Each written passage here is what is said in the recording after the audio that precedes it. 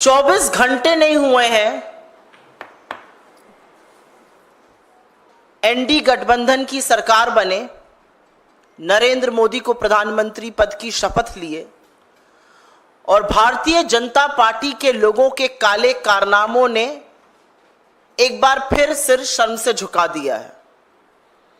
और ये जो आरोप लग रहे हैं ये हम नहीं लगा रहे हैं, ये बीजेपी के अंदर से, संघ के अंदर से उनके नेता, उनके कार्यकर्ता, उनके समर्थक लगा रहे हैं। अब जो आरोप सामने आया है उसमें बीजेपी के नेता और उनकी आईटी सेल, जिसको मैं फेक न्यूज की फैक्ट्री कहती हूं, उसके सरगना अमित मालवीय पर आरएसएस के एक नेता ने यौन शोषण का गंभीर आरोप लगाया है। संघ परिवार के नेता हैं शांतनु सिन्हा, वो बीजेपी के बंगाल के पदाधिकारी राहुल सिन्हा के भाई हैं, एबीवीपी के सदस्य रह चुके हैं, हिंदू संघ के प्रमुख हैं। उनका कहना है कि बीजेपी आईटी सेल के प्रमुख अमित मालवीय बंगाल में औरतों का यौन शोषण करते हैं और सिर्फ 5 सितारा होटलों में ही नहीं, बीजेपी के दफ्तर तक में यह काली करतूतें चलती हैं। उन्होंने बंगाली में ट्वीट करके, बांग्ला में ट्वीट करके यह भी लिखा है कि बीजेपी नेताओं में होड़ लगी हुई है औरतों की आपूर्ति करने की। उनका कहना है कि ये सब लोग मिलकर, और अमित मालवीय का नाम लेकर उन्होंने कहा है, औरतों का यौन शोषण करते हैं। ये आरोप कांग्रेस पार्टी का नहीं है, ये आरोप संघ के एक व्यक्ति का है जो बीजेपी से जुड़ा हुआ है। मैं जानना चाहती हूं, बीजेपी की आईटी सेल है या दरिंदों का जमावड़ा है? आपको याद होगा उत्तर प्रदेश के आईआईटी बीएचयू का वो गैंग रेप कांड, जिसमें सक्षम पटेल, कुणाल पांडे, आनंद चौहान जैसे लोगों का नाम आया था। ये सब शीर्ष नेतृत्व ही नहीं, प्रधानमंत्री मोदी के बड़े करीबी लोग, लेकिन ये बीजेपी की आईटी सेल के संयोजक, सह संयोजक और उसके सदस्य थे। तो दरिंदों का जमावड़ा है क्या बीजेपी की आईटी सेल? आज सवाल इस बात का है, आज सवाल इस बात का है कि बीजेपी की आईटी सेल में कैसे लोग हैं भाई? एक ध्रुव सक्सेना था, आईएसआई की मुखबिरी करते हुए पकड़ा गया था, हिंदुस्तान में मुखबिरी करता था आईएसआई के लिए। ये किन दरिंदों से, किन लोगों से भरा हुआ है बीजेपी की फेक न्यूज फैक्ट्री, बीजेपी की आईटी सेल? और बीजेपी में कितने महिला विरोधी लोग हैं भाई? हाथरस से लेके लखीमपुर, लखीमपुर से लेके उन्नाव, उन्नाव से लेकर चाहे वो उत्तराखंड की अंकिता भंडारी हो, चाहे वो गुजरात की बेटी बिल्किस बानो हो, चाहे वो इस देश की सबसे होनहार खिलाड़ी बेटियां हो, हर बार आरोपी बीजेपी का नेता। कभी कुलदीप सेंगर, तो कभी चिन्मय आनंद, तो कभी ब्रजभूषण, तो कभी अंकिता भंडारी का हत्यारा जिसके पिता बीजेपी के नेता है। कैसे लोगों से बीजेपी भरी पड़ी है? और सवाल इस बात का है कि इतने गंभीर आरोप आपके बड़े पदाधिकारी के खिलाफ लगे, लेकिन एक शब्द नहीं बीजेपी की ओर से, कोई प्रतिक्रिया नहीं, कोई उस पर एक्शन लेने की बात नहीं। तो आज सवाल इस बात का है कि सुई टपक सन्नाटे का सच क्या है? किसको बचाया जा रहा है? क्यों बचाया जा रहा है? किसके कहने पर बचाया जा रहा है? अगर इतना बड़ा आरोप किसी बीजेपी के बड़े पदाधिकारी पर लगा है तो बीजेपी का नेतृत्व क्या कर रहा है? नरेंद्र मोदी किस मुंह से महिलाओं की संरक्षण की बात करते हैं जब वो संरक्षण हर बार आरोपी को देते हैं? और ये महज संयोग नहीं है, महज संयोग नहीं है कि फिर से यौन शोषण का आरोप एक ऐसे व्यक्ति पर लगा जो सत्तारूढ़ दल में एक बड़े पद पर बैठा है। जो प्रचार प्रसार का एक तरह से प्रमुख है, जो नैरेटिव बनाता है, इस व्यक्ति ने अपना इतिहास इनका खखोल लीजिएगा, इतने ऐसे व्यक्ति को ऐसे पद पर बिठाना यह बीजेपी का नैतिक दिवालियापन दिखाता है। यह वो व्यक्ति है जिसने खुलेआम पोर्नोग्राफी की बात करी है। यह वो व्यक्ति है जिसने विपक्ष के खिलाफ सार झूठ, मनगढ़ंत कहानियां, हर तरह के षड्यंत्र रचे हैं। राजनीतिक प्रतिद्वंद्विता को किनारे रखकर इसने देश के प्रथम प्रधानमंत्री पंडित नेहरू तक को नहीं बख्शा। उनकी अपनी बहन और भतीजियों के साथ की फोटो को इसने दुष्प्रचार करके चलाया, लांछन लगाए। इस आदमी ने राहुल गांधी के बयानों को काट छाट कर उनकी छवि धूमिल करने का कुत्सित प्रयास किया। इस व्यक्ति ने तमाम मर्यादाओं को लांघते हुए सोनिया जी के खिलाफ, विपक्ष के तमाम नेताओं के खिलाफ दुष्प्रचार किया। कोई राजनीतिक मर्यादा, कोई राजनीतिक शुचिता इस आदमी ने नहीं रखी और एक ऐसी फेक न्यूज फैक्ट्री बना दी बीजेपी की, जो सिर्फ झूठ, सिर्फ मनगढ़ंत कहानियां, मनोहर कहानियां रचती है, आधा सच और पूरा झूठ फैलाती है। तो आज हमारी मांग है कि आरएसएस के एक वरिष्ठ पदाधिकारी के इस बयान पर बीजेपी क्या कर रही है। हमारी मांग है कि एक निष्पक्ष जांच हो। हमारी मांग है कि सच सामने आए और हमारी मांग है कि जब तक जांच पूरी तरह से कार्रवाई ना हो जाए, सत्तारूढ़ दल के इतने बड़े पद पर एक ऐसा व्यक्ति नहीं बैठ सकता है जिस पर इतने बड़े यौन शोषण के गंभीर आरोप लगे हैं। मैं पूछना चाहती हूं, मंत्रालय आवंटन तो अभी बाकी है, लेकिन क्या कोई नया बाल विकास मंत्री जो भी बनेगा या बनेंगी, वो भी पहले वाली की तरह आंखों पर पट्टी और मौन व्रत रख लेंगी? इस देश में राष्ट्रीय महिला आयोग तो है, वो सिर्फ विपक्ष में जब कुछ होता है तो जागती हैं।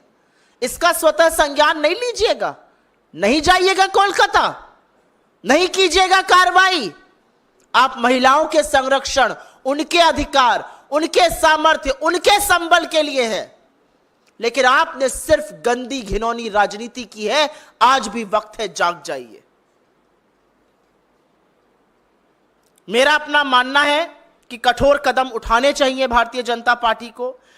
हम मांग करते हैं निष्पक्ष जांच हो, और वो तभी संभव है जब इतने प्रभावशाली पद से वो व्यक्ति हटाया जाएगा, और ऐसे व्यक्ति को सजा भी मिलनी चाहिए, और उनको अपने पद पर बने रहने का कोई नैतिक अधिकार नहीं है। I will very briefly make a statement in English. It has come to light not by us, it has come to light by members of the Rashtriya Swayamsevak Sangh who are on record. A gentleman by the name of Shantanu Sinha, related to Rahul Sinha, an office bearer of the BJP in Bengal, a member of the ABVP, a prominent member of the RSS there, has said that the BJP IT cell head, the fake news factory that Mr. Amit Malviya runs, he has alleged that Mr. Amit Malviya has indulged in nefarious activities. He has indulged in sexual exploitation of women, not just in 5-star hotels, but in BJP offices in Bengal. And the only thing that we seek of the BJP is justice for women finally. Whether it is Hathras or Lakhimpur or Shahjahanpur or our most decorated athletes or Uttarakhand or Bilkis Bano, the Prime Minister has consistently given political patronage and support to perpetrators of the crime. It's high time you stand with women. It's high time you stand with India's daughters. And unless and until you do not answer their plight, you have no business to be in power. The reality is, less than 24 hours after the Prime Minister has been sworn in, very, very serious charges of sexual exploitation have been leveled against a very prominent office bearer of the BJP, the head of its IT cell. But is it to anybody's surprise? The IIT BHU gang rape, if you remember, And the three people involved, Saksham Patel, Kunal Pandey and Anand Chauhan, all members of the BJP IT cell, all extremely close to senior leaders of the BJP, including Narendra Modi. This is a pattern. It's a pattern, whether it's Kuldeep Singh Sengar or Chinmayanand or Brij Bhushan or Ankita Bhandari's murderer or those who were released, who killed and who gang raped Bilkis Bano and her family. It's a pattern. They're all BJP leaders and each one of them has been protected by Narendra Modi. And so today we seek the immediate removal of Amit Malviya from his position. It's an extremely influential position. It's a position of power, and there can be no independent inquiry. There can be no independent probe. There cannot be justice unless and until he doesn't get removed from his position. He cannot continue in that position of authority and influence if justice indeed has to be done. He is the same man who has perpetrated one lie after the other. He has not maintained any decency in public life. He has not even spared India's first Prime Minister, Nehru. He has publicized and maligned Nehru for images with his sister and his niece. He has cut and snipped Rahul Gandhi's media bites, his statements, his addresses. He has crossed every limit of morality and decency in public life when he leveled charges against opposition leaders. And a man like this is influential within the BJP system, and we want his immediate removal for independent probe to happen. We only hope that the Prime Minister will learn some lessons in the 63 seats that he lost. The Prime Minister will learn humility. The Prime Minister will learn that he cannot consistently stand with people who exploit women. And we hope that the new Minister for Women and Child Development is not going to be a mute bystander to women's plight. We do hope the National Commission for Women will finally find their voice, their conscience and their morality, and will take suo moto cognizance of this matter and will take the first flight available to Kolkata. That's what we demand. The justice can only be done if indeed this man is removed from his position of authority and power. आपके सवालों का स्वागत है. पहले मैं suo motu सवालों का जवाब दूंगी. शुक्ला नहीं सिन्हा जो आरोप लगाए हैं कि ऐसा सिर्फ 5 स्टार होटल नहीं, बंगाल के भाजपा कार्यालय में वो साथ ही साथ उन्होंने ये कहा कि बंगाल नेताओं में ऐसी प्रतियोगिता चलती है, कौन नेता कितनी अधिक लड़कियां आपूर्ति करते अच्छा पद हासिल करे. जी हाँ, और मुझे ऐसा लगता है कि ये आरोप विपक्ष के किसी नेता ने नहीं लगाए हैं, नहीं तो इस पे बीजेपी कहती कि हम विपक्ष की राजनीति कर रहे हैं. ये आरोप संघ के एक बड़े पदाधिकारी ने लगाए हैं, जिसका भाई बीजेपी का पदाधिकारी है, जो बंगाल में है, जिसने बांग्ला में सब कुछ लिखा है. तो हम ये पूछना चाहते हैं कि बीजेपी किस चीज का इंतजार कर रही है? क्यों आपकी आईटी सेल ऐसे दरिंदों से, ऐसे देशद्रोहियों से, ध्रुव सक्सेना जैसे लोगों से, सक्षम पटेल जैसे लोगों से, अमित मालविया जैसे लोगों से भरी पड़ी है? इस देश की आधी आबादी आपसे पूछ रही है, 63 सीटें हारने के बाद क्या आपके अंदर की नैतिकता जागेगी? ये पूछना चाहती है इस देश की आधी आबादी, या फिर से एक आरोपी एक दरिंदे के साथ खड़े होकर उसको संरक्षण दीजिएगा? मैं जानना चाहती हूं, जो औरतों के नाम पर गंदी राजनीति करते हैं, क्या वो वहां जाएंगे? क्या इसका संज्ञान लेंगी नेशनल कमीशन ऑफ वुमेन की चीफ, या आंखों पर पट्टी और मुंह में दही जमाए चुप और मौन व्रत ले लेंगी? आज सवाल इस बात का है. कोई और सवाल इस पर? मैम, 2 दिनों से टीएमसी भी इस मसले को उठा रही है और वहां पर राज्य में टीएमसी की सरकार भी है जो आपकी सहयोगी है. तो क्या अब तक इस मामले में एफआईआर दर्ज हुई है, और क्या आप मांग करेंगी कि जांच के लिए इसमें अमित मालवीय की गिरफ्तारी हो? मेरा अपना मानना है कि बंगाल में जो सरकार है और जिसकी प्रमुख ममता बनर्जी जी हैं, वो जरूर इस मसले का संज्ञान ले रही हैं और जरूर इस पर कानूनी और पुलिस कार्रवाई होगी. अगर एक व्यक्ति इतने गंभीर आरोप लगा रहा है, बीजेपी के एक प्रमुख पदाधिकारी पर, तो आपके सामने दो औचित्य हैं। या तो बीजेपी आए और पूरे दमखम के साथ कहे कि यह आरोप गलत है, हम इनको सिरे से खारिज करते हैं, जिसने आरोप लगाया है हम उसके खिलाफ कानूनी कार्रवाई करेंगे, करें मानहानि का दावा। या तो बीजेपी ये करे, या बीजेपी थोड़ी सी नैतिकता दिखाए, सामने आए और बोले गंभीर आरोप है, देश की आधी आबादी के खिलाफ है, आरोप बहुत संगीन है, जो व्यक्ति इतने इन्फ्लुएंशियल पद पर बैठा है पहले उनको उनके पद से मुक्त किया जाएगा, एक इंडिपेंडेंट जांच की जाएगी और उसके बाद आगे की कार्रवाई होगी। यही दो रास्ते हैं बीजेपी के पास। लेकिन बीजेपी की ओर से आपको सुई टपक सन्नाटा सुनाई दे रहा है, साए साए एक शब्द नहीं बोल रही है भारतीय जनता पार्टी। ना वो ब्रजभूषण पे बोलते हैं, ना वो कुलदीप सिंह सेंगर पे बोलते हैं, ना वो चिन्मयानंद पर बोले, ना वो हाथरस पे बोले, ना वो लखीमपुर के चीरहरण पे बोले, ना वो अंकिता भंडारी पर बोले, ना वो IIT BHU पर बोले, ना वो बिल्किस बानो पर बोले। लेकिन इस देश ने आपको दिखाया, इस देश की महिलाओं ने आपको दिखाया, आप जिसको अपनी जीत बनाकर चल रहे हैं वो निर्णायक नैतिक हार है, और बहुत कारणों से हुई। उसमें से एक कारण यह भी था कि आप इस देश की आधी आबादी के तिरस्कार में और हर वक्त संरक्षण आरोपियों को देने में खड़े होते हैं। कोई और सवाल इस पे? कोई और अन्यथा सवाल? रियासी में जो आतंकी हमला हुआ है, जिसमें तीर्थ यात्रा पर तीर्थ यात्रियों की, जिसमें कि कई लोगों की मौत हुई है, इस घटना को लेकर के आप लोगों की क्या मांग है? हम सबसे पहले तो अपनी श्रद्धांजलि उन सब लोगों को देते हैं जिनकी जान गई, उन सब परिवारों को हमारी संवेदनाएं, जो घायल हुए उनके शीघ्र स्वास्थ्य लाभ की हम प्रार्थना करते हैं। हम बिना लाग लपेट के एक बात डंके की चोट पर कहते हैं कि हिंसा और आतंकवाद के खिलाफ यह देश एकजुट होकर खड़ा है।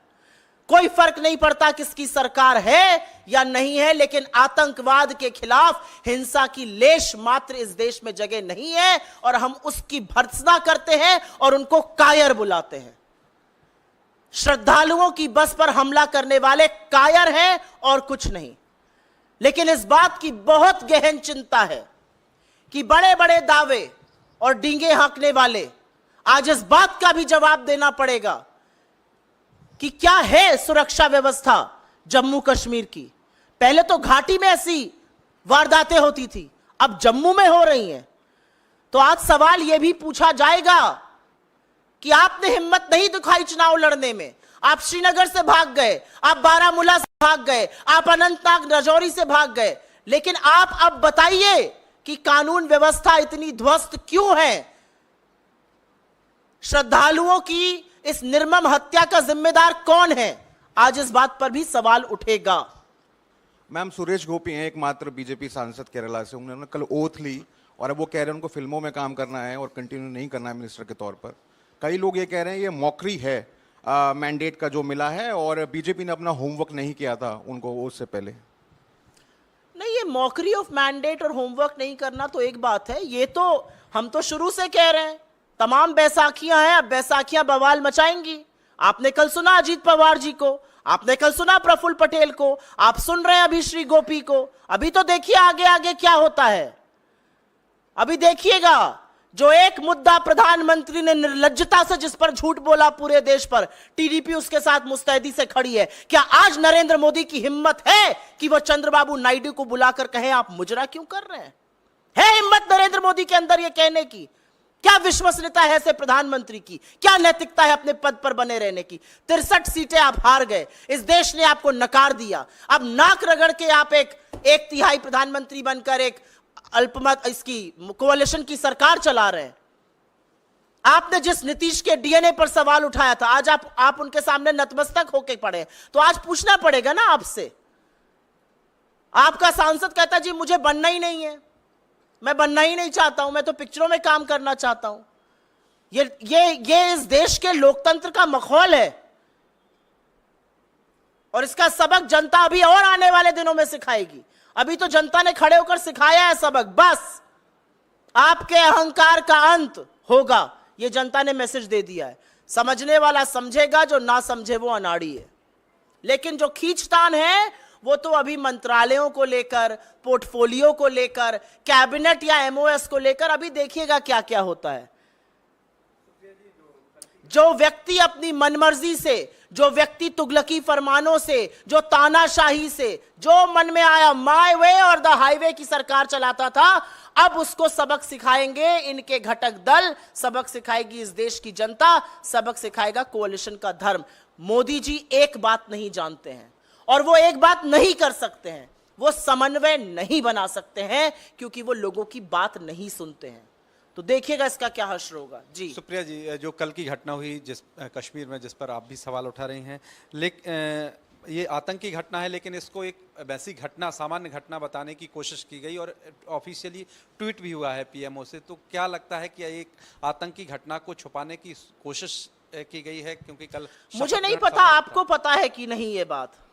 अगस्त 2019 से, और मैं आपको बोलती हूं होमवर्क करिएगा, आप सब करिएगा, नरेंद्र मोदी का ट्विटर हैंडल खोलिए, पीएमओ का ट्विटर हैंडल खोलिए। अगस्त 2019 से आतंकी घटनाओं में हमारे जवान शहीद हुए, हमारे ऑफिसर शहीद हुए, पुलिस के लोग शहीद हुए, लेकिन नरेंद्र मोदी ने श्रद्धांजलि का एक शब्द तो छोड़ दीजिए, उन हमलों का संज्ञान तक नहीं लिया। अगस्त 2019 के बाद से यह पैटर्न है नरेंद्र मोदी का, और आज आतंकी हमले को ढकने की, तोपने की, उस पर